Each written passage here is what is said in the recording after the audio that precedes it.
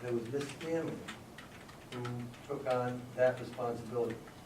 The further aspect of this, the further facet of this, and it's interesting as we watch people address their problems. Some people can take a problem, analyze it, and then go to somebody else and say, look, help me solve this. And they work together with that person to solve it. Other people can't do that. And that is, we talk about flaws or limitations, that's her limitation. She can never go to somebody else, whether it's a lawyer, a doctor, a husband, a mother, and say, look, I'm jammed up. I just can't handle this thing, help me do it. She takes it inside. And taking it inside caused her, in all reality, to act like an ostrich on this thing. She set up a template every Monday, the first Monday of every month, or whatever it was. She'd go in and write a check. And she knew at some level that, she certainly knew it was wrong, that her parents raised her. She knew she needed the funds, and she knew she was doing it for her family.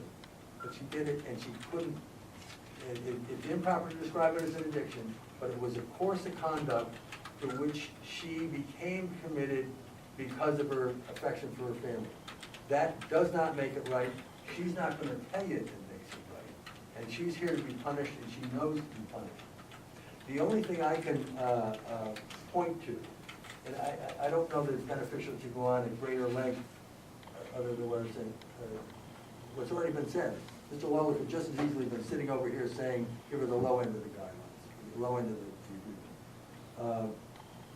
There are three cases that came to my mind that may serve as reference points to the court.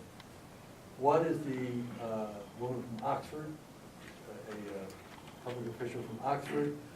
I think the articulated loss amount was at $240, but as developed later, the amount was $647,000, something of that nature. And I think she got a sentence of 4 years, as I recollect. There was in this courthouse, a lawyer who had, at the time, was a convicted felon and on probation, stole a lesser amount of money, but was on probation as a convicted felon and as a lawyer, and he received a sentence of 2 years. Amazingly, in federal court, and people are always equivocal about how to use that as a reference point, I recognize that. But Judge Bryant, who Your Honor may be familiar with, and has a reputation as not being the most sympathetic, let's say, sentenced a woman who stole $1.8 million from 3 charities and her employer. She sentenced her to 46 months. So, using those as reference points, we asked Your Honor to go to the low end of the guideline. It's you know, these are not, Mr. Waller's been doing this for a while, I've been doing this longer, and some in this courtroom have even been doing it longer than that. But we see these cases again and again, and each one of them has its own slice of being inexplicable. We always walk out of these courtrooms and say, how did that happen? One, why did they do it? How did it work? How could they not have seen what they were doing was wrong? How could they not have seen that they would get caught? And the answer is, they just couldn't. Because of who they are, how they're made up, what the world looks like to them. So, in sum, I'm asking Your Honor to impose a sentence closer to the 3-year number than the 7-year number that Mr. Lawler is asking for. I point out that she has done everything she could to try and make it right. I do also want to point out that nobody said that she should be confined to her home for the last year and a half. Nobody put a bracelet on her, none of that stuff. She did it. She did it because she's kind of washed and shaved. And looking her kids in the eye is probably one of the painful things she has to do.